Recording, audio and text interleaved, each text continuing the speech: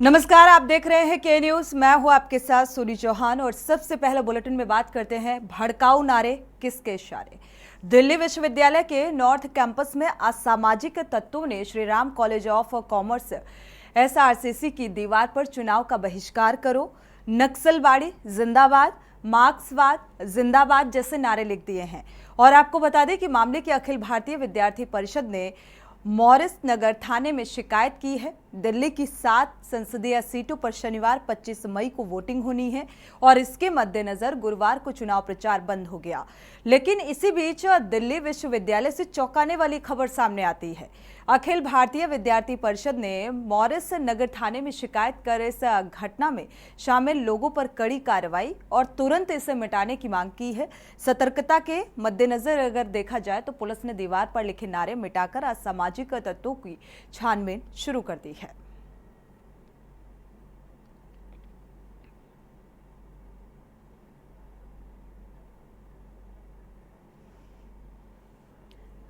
अखिलेश सिंह इसी खबर पर संवाददाता जुड़े हुए हैं। अखिलेश, देखा जाए 25 मई को चुनाव होना है और ऐसे में एक सनसनीखेज ये घटनाक्रम सामने आ रहा है जिस तरीके से, हालांकि इन स्लोगन को मिटाने का भी काम किया गया है। आखिर ये क्यों लिखे गए? ये लिखने वालों के खिलाफ कोई सुराग? क्या कुछ अपडेट इस मामले को लेकर? जी, आपको बता दें कि दिल्ली विश्वविद्यालय का जो एरिया है वो दिल्ली उत्तरी का इलाका आता है। यहाँ पर लोकसभा चुनाव के मद्देनजर जो 25 तारीख को दिल्ली की सभी 7 सीटों पर वोटिंग होनी है, उसके मद्देनजर उस वोटिंग के विरोध में यानी उस सिलेंडर के बहिष्कार करने के लिए नारे लिखे गए हैं। और जो नारे लिखने वाले की एक संगठन है जिसने खुद इसकी जिम्मेदारी ली है, इसे स्वघोषित संगठन युवा संगठन भारत भगत सिंह छात्र एकता मंच के नाम से जाना जाता है, जिसने इन नारों को लिखने की जिम्मेदारी ली है।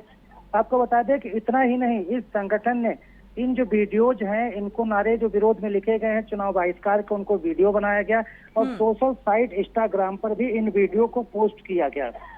इसके बाद जब पुलिस उधर से गश्त के दौरान निकली तो पुलिस को इन नारों को लिखा, क्योंकि दीवारों के अलावा जो पुलिस के बैरिकेड रोड्स पर लगे रहते थे उन बैरिकेड्स पर भी लिखा गया है। तो दिल्ली पुलिस उपायुक्त दिल्ली उत्तरी के जो मनोज कुमार मीणा हैं, उन्होंने बताया कि जो दिल्ली संपत्ति विरूपण अधिनियम के तहत 2 FIR दर्ज की गई हैं अज्ञात लोगों के खिलाफ।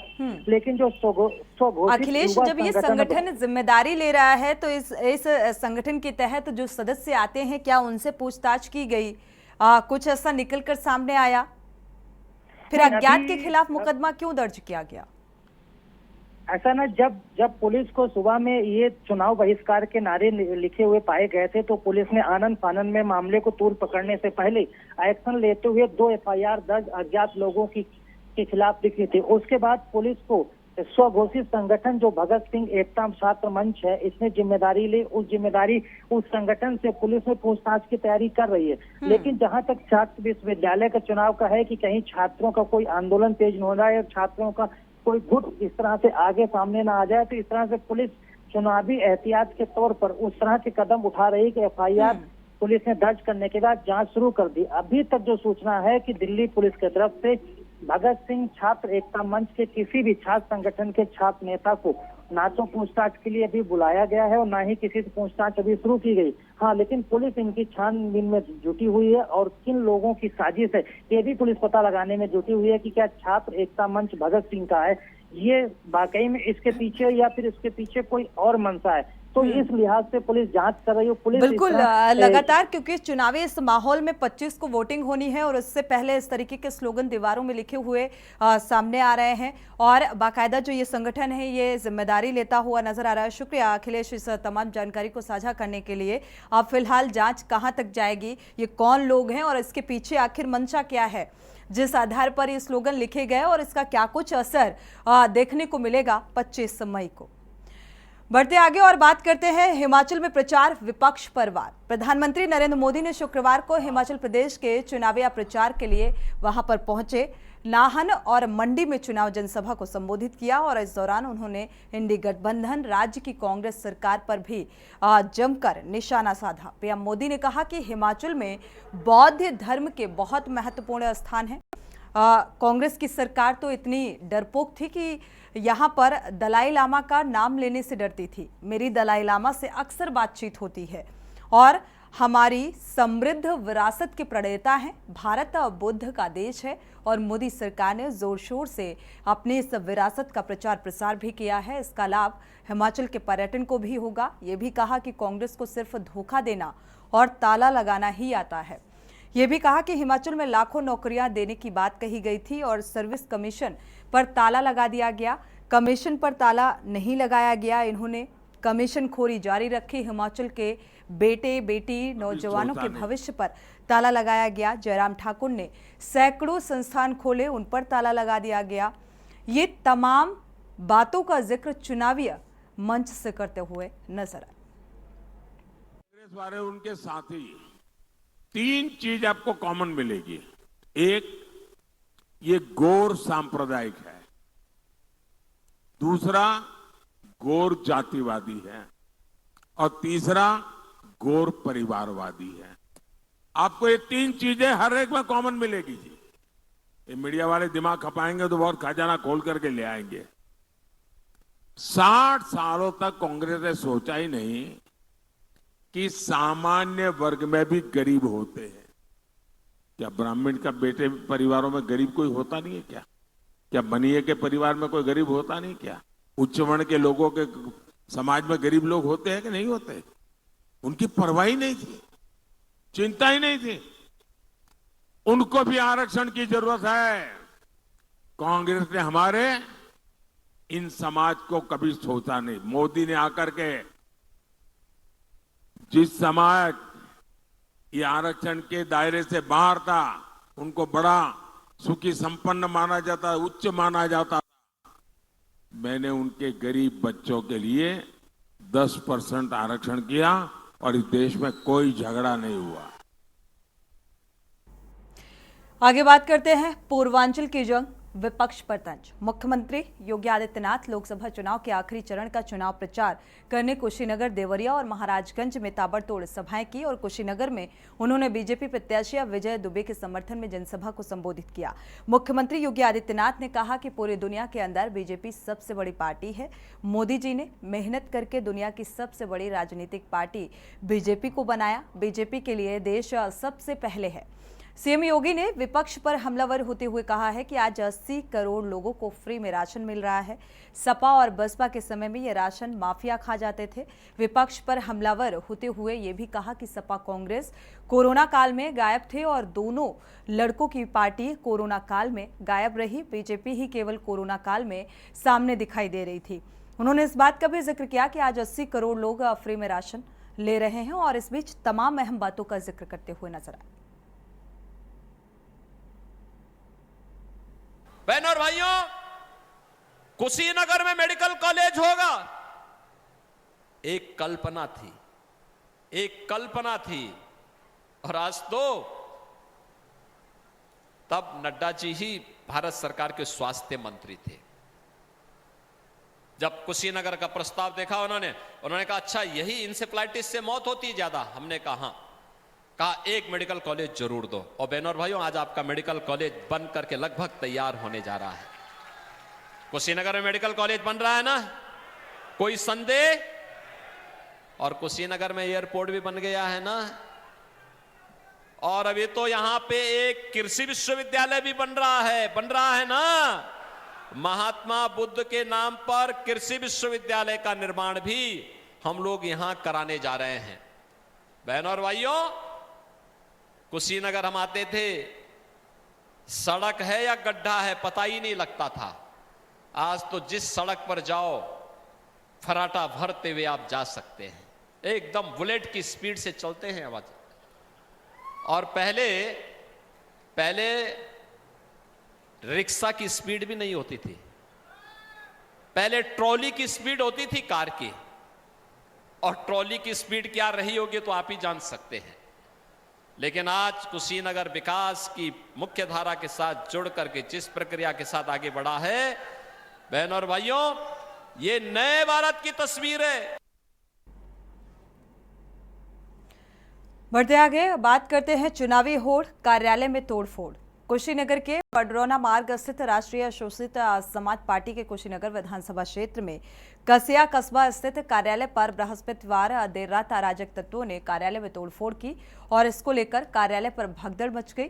आरोप है कि कार्यालय में तोड़फोड़ कर इस दौरान फायरिंग भी की गई और इससे नाराज कार्यकर्ताओं ने रात को ही थाने में पहुंचे और तहरीर देकर कार्रवाई की मांग की है। पुलिस ने नोकझोंक भी इस बीच देखने को मिली। आरोप है कि तोड़फोड़ के दौरान फायरिंग भी की गई और स्वामी प्रसाद मौर्य राष्ट्रीय शोषित समाज से कुशीनगर लोकसभा के उम्मीदवार भी हैं। कार्यालय प्रभारी के मुताबिक रात को एक कार और बाइक से करीब 10 लोग वहां पर पहुंचते हैं, तोड़फोड़ करते हैं, फायरिंग करते हैं। कार्यालय में तोड़फोड़ के बाद ये तस्वीर सामने आ रही है। अच्छा, आप गए थे ना, मौका देख के आए ना, आप एफआईआर करिए, उसके बाद जांच करिए।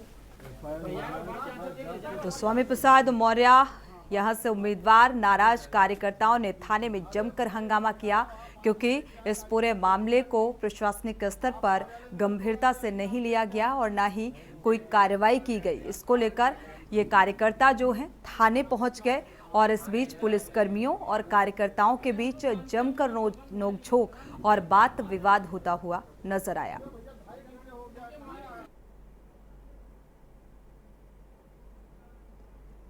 सच्चिदानंद पांडे इसी खबर पर जुड़े हुए हैं संवाददाता। सच्चिदानंद, अगर देखा जाए इस तोड़फोड़ की कोई वजह स्पष्ट हुई?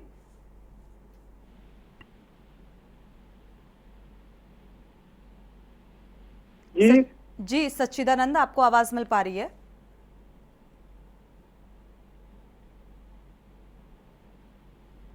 चलिए दोबारा से संपर्क करने की कोशिश करते हैं, लेकिन ये तोड़फोड़ किस इरादे से की गई, आखिर क्या मंशा रही इस तोड़फोड़ के पीछे, क्योंकि क्या एक माहौल बनाने की कोशिश की गई और इस पूरे मामले में जो पुलिसिया कार्रवाई है वो भी सवालों के घेरे में है कि इस पूरे हंगामे, क्योंकि यहाँ तोड़फोड़ के साथ साथ फायरिंग भी की गई है और इसी को लेकर ये हंगामा भी किया गया। थाने में पहुंचकर कार्यकर्ताओं ने जमकर हंगामा किया।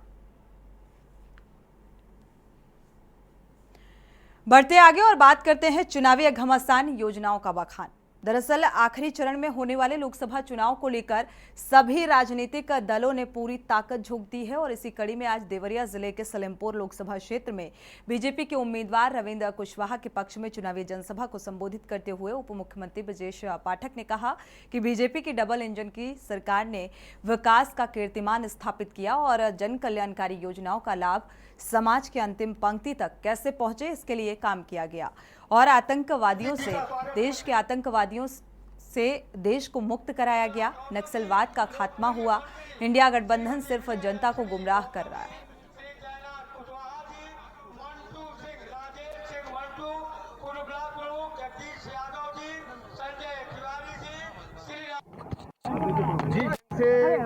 सभा में जाति धर्म संप्रदाय से ऊपर उठ करके लोग आए हैं। हम कह सकते हैं कि प्रचंड बहुमत के साथ एक तरफा जीतेंगे। विपक्ष की जमानत यहाँ जब्त होगी। मोदी जी की गरीब कल्याण योजनाओं को जन जन तक पहुँचाने में सफलता मिली है। लोगों का भरोसा बीजेपी के प्रति लगातार बढ़ रहा है और रविंद्र कुशवाहा जी सज्जन आदमी है, सभी का आशीर्वाद लेते हैं और सबको मिलजुल करके एक साथ रखते हैं। हम यहाँ पर देख रहे हैं कि एक तरफा रविंद्र कुशवाहा जी जीत रहे हैं। इसके लिए मैं हृदय की गहराइयों से आपको प्रणाम करता हूं, अभिनंदन करता हूं, बहुत बहुत बधाइयां देना चाहता हूं। श्रीमान अभय सिंह जी सभी ने माननीय मुख्य अतिथि जी का स्वागत किया। मोमेंटम देके मैं तुरंत बुलाऊंगा कि किसको माननीय मुख्य अतिथि जी का स्वागत करते हुए जिला पंचायत निर्मला गौतम जी, लोकप्रिय मंत्री श्रीमती विजय लक्ष्मी गौतम जी, श्री जयनाथ कुशवाहा जी। लोकसभा क्षेत्र में डिप्टी सीएम की चुनावी हुंकार और इस बीच इंडिया गठबंधन पर निशाना साधते हुए नजर आए और वो तमाम योजनाएं जो सत्ता पक्ष के द्वारा चलाई जा रही हैं, उन तमाम योजनाओं का इस बीच जिक्र किया गया।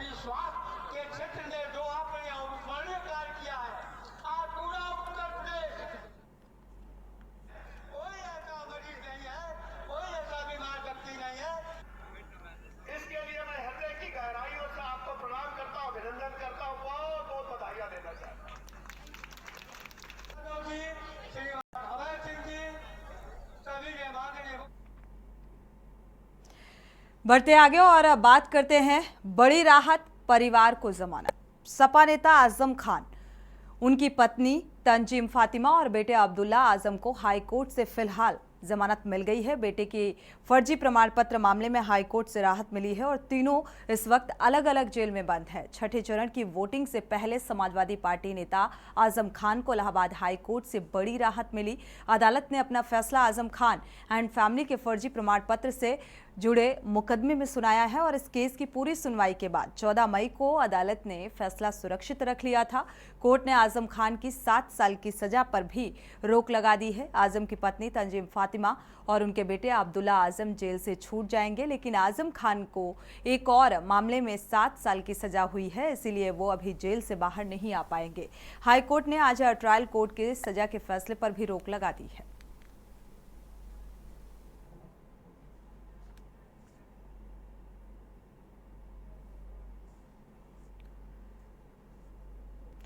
तो ये कहा जा सकता है कि फिलहाल के लिए मुश्किलें थोड़ी सी राहत भरी जरूर हैं, लेकिन कम नहीं हुई है। इसी के साथ बुलेटिन में इतना ही। आगे खबरों के लिए आप देखते रहिए के न्यूज़ इंडिया।